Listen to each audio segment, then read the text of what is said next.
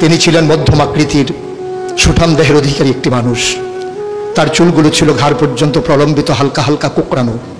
তিনি যখন চুলের ভিতরে তৈল দিয়ে আছড়াতেন মনে হতো মৃদুমন্দ ঢেউ দেখা যায়। তার কপাল ছিল চওড়া, ভ্রুগুলো ছিল জোড়া ভ্রু, ধনুকের মতো বাঁকা। চোখের পাতাগুলো ছিল ফুটন্ত গোলাপি রঙের এক একটি পাপড়ির মতো। তিনি কখনো বা যখন চোখের পলক ফেলতেন মনে হতো মৃদুমন্দ বাতাসে গোলাপ পাপড়ি যেন দোল খাচ্ছে। তার চোখের সাদা অংশ ছিল রক্তিমাভ সাদা, কালো অংশ ছিল কৃষ্ণ কালো। তার নাকটা ছিল খাড়া, নাকের ছিদ্রগুলো ছিল ছোট ছোট, নাকের নিচে ছিল সরু চিকন গোফ, গোপের নিচেই সেই গোলাপি রঙের ঠোঁট। তার ঠোঁটগুলো যখন কখনো বা মুচকে হাসত গোটা পৃথিবীর মানুষ অবাক বিস্ময়ে দেখত গোটা পৃথিবীতে যেন বিজলি চমকিয়েছে। তিনি কখনো বা যখন এই রাস্তা দিয়ে হেঁটে যেতেন, 1 মাস পরেও কখনো যখন সাহাবা হাঁটতেন তার গায়ের জান্নাতি গন্ধ তার পেতেন। মায়েরা উম্মাহাতুল মুমিনিন যারা, তারা নবীর যখন কখনো এই ঘামে ভেজা শরীর নিয়ে ঘরে ঢুকতেন, কপালের ভিতরে মুক্তোর দানার মতো ঘামগুলো যখন জমে থাকতো, মায়েরা ছোট্ট শিশি খুঁজে সেই ঘামগুলো শিশিতে ভরে জমা রেখে দিতেন, কখনো বা ঈদে কোনো অনুষ্ঠানে যেন আতর হিসেবে ব্যবহার করতে পারেন। এই সুরত ধারণ করা কোনো মানুষের সাধ্যর বাইরে। কখনোই কোনো মানুষ এই সুরত ধারণ করতে পারবে না চেষ্টা করলেই, কিন্তু তার সিরত যেটা অনুকরণীয়, অনুপম আদর্শ। তিনি এসেছিলেন এই জন্যে ওয়ামা আরসালনাকা ইল্লা রাহমাতাল লিল আলামিন। তিনি ছিলেন রহমত গোটা ধরনের জন্য। যেমন করে আল্লাহ বলেছেন ফাবিমা রাহমাতিন মিনাল্লাহি লিনতা লাহুম ওয়ালাউ কুনতা ফাযযান গালিযাল কলব লানফাদ্দু মিন হাওলিক ফাআফু আনহুম ওয়াস্তাগফির লাহুম ওয়াশাওিরহুম ফিল আমর ফাইযা আযামতা ফাতাওয়াক্কাল আলাল্লাহ ইন্নাল্লাহা ইউহিব্বুল মুতাওয়াক্কিলিন। তিনি এসেছিলেন তেমন করে। কেন তাকে পাঠানো হয়েছিল? আল্লাহ নিজেই বলেছেন লাকাদ কানা লাকুম ফি রাসূলিল্লাহি উসওয়াতুন হাসানাহ। তিনি ছিলেন মডেল, তিনি ছিলেন আইডল, তিনি ছিলেন আইকন, তিনি ছিলেন অনুপম আদর্শ, তিনি ছিলেন উসওয়াতুন হাসানাহ। তিনি গোটা মানব জাতির জন্য সকাল থেকে সন্ধ্যা, রান্নাঘর থেকে সংসদ ভবন, তার জীবনের ব্যক্তি জীবন, পারিবারিক জীবন, সমাজ জীবন, রাষ্ট্রীয় জীবন, অর্থনৈতিক জীবন, ইন্টারন্যাশনাল রিলেশন, সকল ক্ষেত্রে তিনি ছিলেন আদর্শ, তিনি ছিলেন মডেল, তিনি ছিলেন আইকন। 21 শতাব্দীর সূচনা লগ্নে দাঁড়িয়ে গোটা পৃথিবী যখন ঝঞ্ঝা বিক্ষুব্ধ, গোটা পৃথিবীর মানবতা যখন আজকে ভুলণ্ঠিত, আজকে শুধু মুসলিম নয় গোটা মানুষ যখন আজকে অপর মানুষের ভোটের নিচে পিষ্ট হচ্ছে তার জীবন, মানুষগুলো যখন আজকে রক্তে রঞ্জিত হচ্ছে তার গোটা দেহ, সেই ফিলিস্তিনের দুধু মরুভূমি আজকে যখন আমার কিশোর ভাইয়ের রক্তে রঞ্জিত, সেই ঝিলাম নদীর পানি আজকে যখন স্বচ্ছ স্ফটিকের মতো আর নেই, কাশ্মীরের ভাইয়ের রক্তে যখন রঞ্জিত, পার্শ্ববর্তী আরাকানের মুসলমানেরা আজকে উখিয়ার সেই টেকনাফের তাঁবুর নিচে তারা যখন মানবেতর জীবনযাপন করছে, আজকে বারবার মনে পড়ে সেই নবীজির কথা।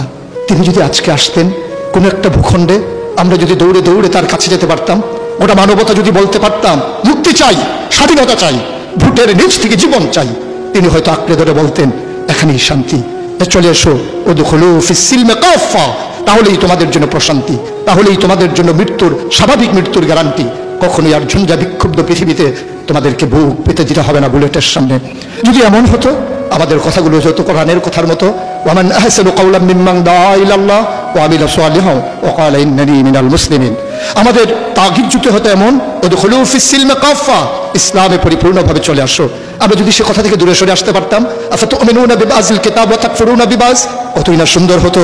ভালোবাসা যদি হতো এমন যে নবীকে যেমন করে আল্লাহ তাবারক ওয়া তাআলা ভালোবাসার আধার বানিয়েছিলেন, আবাদতে যদি আমরা হতে পারতাম এমন আন তা'বুদাল্লাহ কাআন্নাকা তারাহু ফাইন লাম তাকুন তারাহু ফাইন্নাহু ইয়ারাক। আমরা যদি সফলতা এমন হতে পারতাম কাদ আফলাহাল মুমিনুন আল্লাযীনা হুম ফি সালাতিহিম খাশিউন। আমরা যদি দীপ্ত শপথ গ্রহণ করতে পারতাম ইন্না সালাতি ওয়া নুসুকি ওয়া মাহইয়ায়া ওয়া মামাতি লিল্লাহি রাব্বিল আলামিন।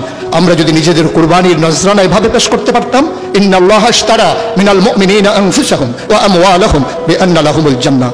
সেই দীপ্ত শপথ জীবনে ধারণ করে আমরা যদি উমর বিন আব্দুল আজিজের মতো ক্ষমতা যখন তার মসনদে তাকে বসানো হলো, তিনি আস্তে করে ঘরে ঢুকলেন, তার বিবির সামনে গিয়ে বললেন উত্তরাধিকার সূত্রে যে অলঙ্কারগুলো পেয়েছো রেখেছো কোথায়?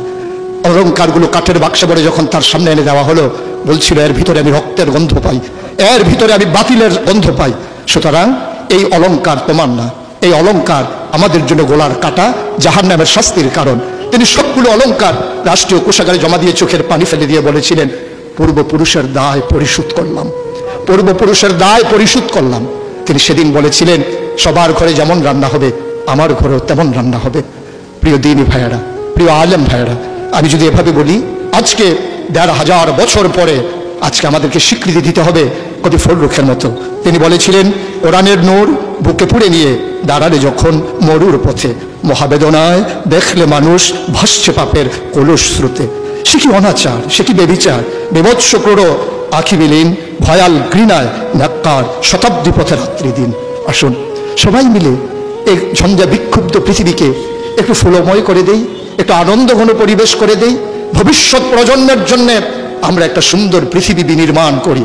আর এই সুন্দর পৃথিবী বিনির্মাণে ওলামায়ে কেরামের নেতৃত্বে যে সংগঠন আপনাদেরকে সামনে টানছে, হেরার দিকে নিয়ে যাচ্ছে, যে হেরার রশ্মির আলোতে আপনার জীবন, পরিবার, রাষ্ট্র, গোটা বিশ্ব, মনে রাখবেন, আপনি কখনোই বাংলাদেশের সন্তান নন, আপনি বাঙালি নন, আপনি বাংলাদেশি নন। আপনার আসল পরিচয় ইন্নানী মিনাল মুসলিমিন, আমরা মুসলমান। ভূখণ্ডগতভাবে আমরা বাংলাদেশি, ভাষাগতভাবে আমরা বাঙালি। আর আমার আসল পরিচয়, আমি যেখানেই থাকি, আমার আল্লাহ এক, আমার কোরআন এক, আমার কিবলা এক, আমার কাবা এক, আমার নবী মুহাম্মদ রাসূলুল্লাহ সাল্লাল্লাহু আলাইহি ওয়াসাল্লাম। তার নেতৃত্বে যেমন করে ১৫০০ বছর আগে মানুষগুলো একই পতাকায় ঐক্যবদ্ধ হয়েছিল, আজও তার রেখে যাওয়া আদর্শের ভিত্তিতে আসুন সকল ভেদাভেদ ভুলে সবাই এক হয়ে যায়। কাউমি, সুন্নি, আলিয়া, নানান দলে বিভক্ত না থেকে আমরা সবাই মিলে বলি, আমরা একই মায়ের সন্তান। সেই মা যদি হয় হাওয়া, সেই মা যদি হয় ইব্রাহিমের স্ত্রী, আমাদের জন্য যারা মা, তাহলেই আমরা মনে করি আমরা একীভূত হওয়া সম্ভব। আসুন ভাগাভাগি নেই, আমি চৌধুরী, আমি সরকার, আমি পেশকার, কোনো পরিচয় আমার আসল পরিচয় নয়। আমার আসল পরিচয় আমি মুসলিম। এটাই হোক মূল মন্ত্র, এটাই হোক সামনের পথ চলার পাথেও। তাহলে এই মজলিস সার্থক হবে, তাহলে এই পথ চলা সুন্দর হবে, তাহলে এই সময় দেওয়া কাজে লাগবে। আশা করি সে অনুভূতি নিয়ে আমরা এগিয়ে আসছি। আমরা নিজেদেরকে বিলিয়ে দিতে চাই জাতির বিনির্মাণে, আমরা নিজেদেরকে উৎসর্গ করতে চাই সুন্দর পৃথিবী নির্মাণে। তাহলেই সার্থকতা, তাহলেই সুন্দর। আমরা তো নিকৃষ্ট কোনো জীব নই, আমরা আশরাফুল মাখলুকাত, মানুষ। মানুষ হিসেবে বেঁচে থাকতে চাই শির উঁচু করে, কখনোই অবদমিত হয়ে নয়, বাতিলের কাছে মাথা নত করে বাঁচার চাইতে, যেমন করে বলেছিলেন, শিয়ালের মতো ৫০০ বছর বাঁচার চাইতে সিংহের মতো এক মুহূর্ত বেঁচে থাকাই, এটাই হচ্ছে পুরুষত্ব, এটাই হচ্ছে বীর মুজাহিদের পরিচয়। আসুন আমরা বীর মুজাহিদ হয়ে দুনিয়া থেকে বিদায় নিয়ে নেই। আল্লাহ তাবারক ওয়া তাআলা সবাইকে কবুল করুন।